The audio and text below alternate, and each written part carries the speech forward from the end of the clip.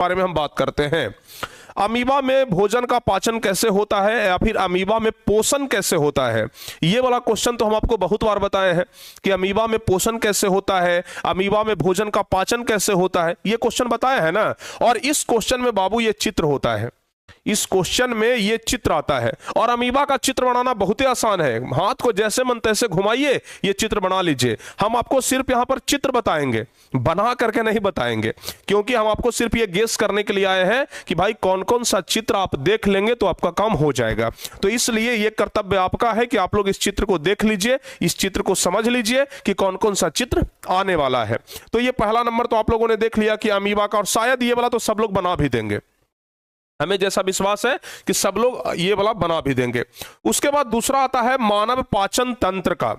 दूसरा जो चित्र है तो वो है मानव पाचन तंत्र का, और देख रहे हैं ना पेंसिल से ही बनाया हुआ डायग्राम प्यारे बच्चों यहां पर आपके सामने है। तो मानव पाचन तंत्र का भी चित्र अगर हो सके तो आप लोग जरूर बनाने के लिए सीख जाइएगा। यह है मानव पाचन तंत्र, और मानव पाचन तंत्र का चित्र कैसे बनता है ये आप लोग बनाने का सीख जाइएगा। एक दो बार प्रयास करिएगा, आराम से आ जाएगा। ज्यादा कुछ नहीं, बस ऊपर में चेहरा को दिखाना है, बॉडी को दर्शा देना है, ये अमाशय अग्नाशय छोटी आंत बड़ी आंत, बस इतना ही दर्शाना है, आपका ये काम हो जाएगा। ठीक है ना, यहां पर हमारा छोटी आंत हो गया, ये हमारा बड़ी आंत हो गया, इधर अमाशय हो गया। ठीक है, और इस प्रकार से बस दिखा दीजिएगा, अग्नाशय नहीं तो काम आपका हो जाएगा।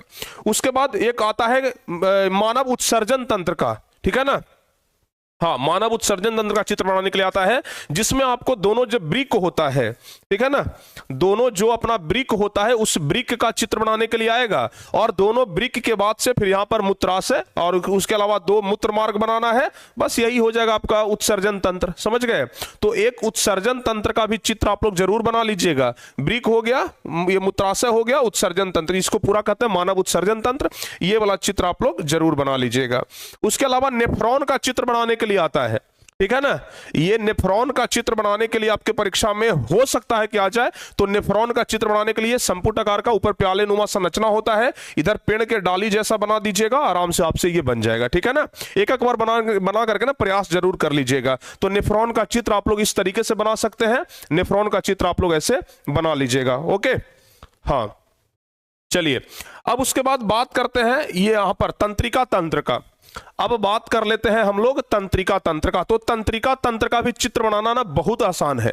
तंत्रिका तंत्र आप लोग को कुछ नहीं करना है, बस एकदम ऐसे ऐसे कर दीजिए और एक यहां से पुश दे दीजिए, फिर यहां से भी ऐसे ऐसे कर दीजिए, यहां से पुश दे दीजिए और बीच में प्यारे बच्चों ऐसे ऐसे कर दीजिएगा, बस आराम से आपका बन जाएगा। यहां से दो भाग में इसको डिवाइड कर दीजिए, यहां पर डेंड्राइट्स लगा दीजिए। ठीक है, ये मतलब ये वाला चित्र यहां पर एक केंद्रक दे दीजिए। ये वाला चित्र बनाना तो सबसे ज्यादा आसान काम है, तो ये वाला चित्र आप लोग आराम से बना लीजिएगा। ये होता है तंत्रिका तंत्र का चित्र। ठीक है, ये तंत्रिका तंत्र का चित्र है बाबू, इसे आप लोग जरूर बना लीजिएगा।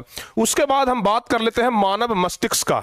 मानव मस्तिष्क का चित्र आपके परीक्षा में पूछा जाता है। ठीक है ना, तो मानव मस्तिष्क का चित्र आप लोग कुछ इस तरीके से बना करके एक बार प्रैक्टिस कर लीजिएगा। ज्यादा कुछ नहीं करना है, बस एक बार चेहरा का आकार दे दीजिए और उसके बाद जैसे बीच में आपको रगड़ना है वैसे रगड़ दीजिए, सब मानव मस्तिष्क में ही आ जाएगा। ठीक है, तो ये मानव मस्तिष्क का चित्र आप लोग थोड़ा सा अच्छे से बना लीजिएगा, शायद ये परीक्षा में आ जाए और इसके लिए आप लोग पहले से तैयार रहिए। ठीक है ना, तो मानव मस्तिष्क का चित्र आप लोग जरूर बना लीजिएगा। उसके अलावा फिर आता है मानव जनन तंत्र, जिसमें मुख्य रूप से ये है मानव मादा जनन तंत्र। ये क्या है बाबू? मादा जनन तंत्र है, याद रखिएगा, मादा का ये जनन तंत्र है।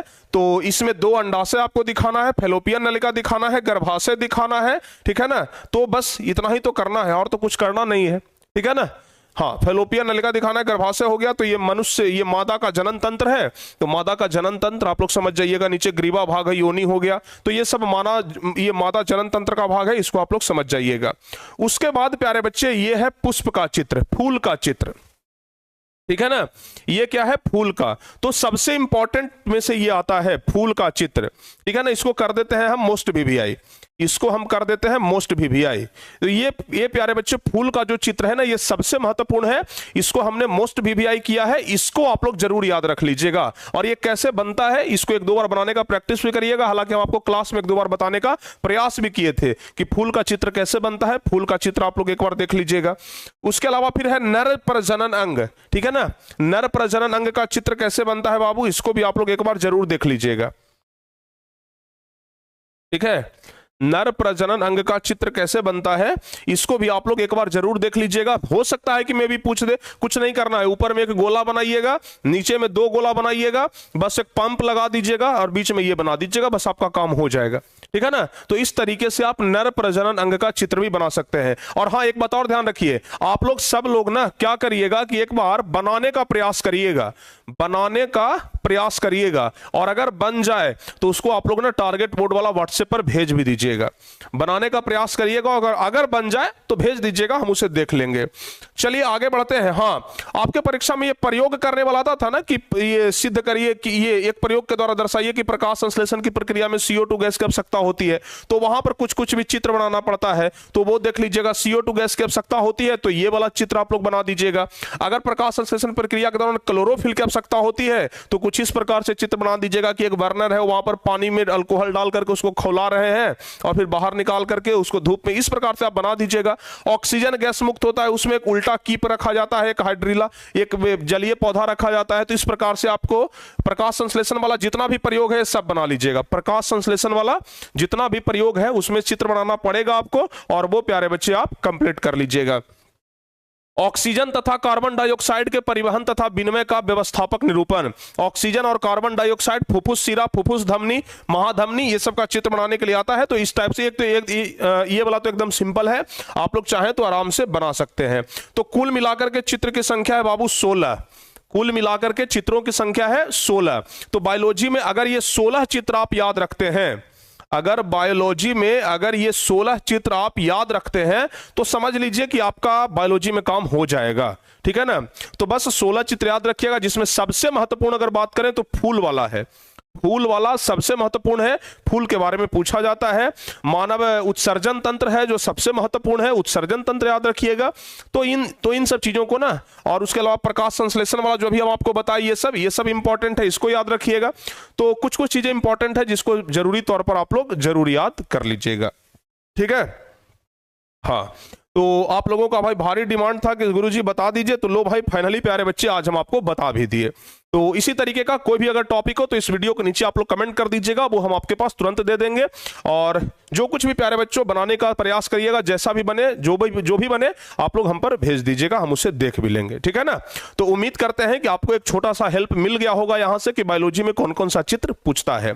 इसी प्रकार के वीडियो के लिए आप लोग चैनल को जरूर सब्सक्राइब कर लीजिएगा, और अगर वीडियो अच्छा लगा हो तो लाइक और शेयर जरूर करिएगा। मिलते हैं किसी अगली वीडियो में, तब तक के लिए। और हाँ, एक बात और, बहुत महत्वपूर्ण बात याद आया, एक बात और ये है कि आज शाम में महामैराथन होने वाला है।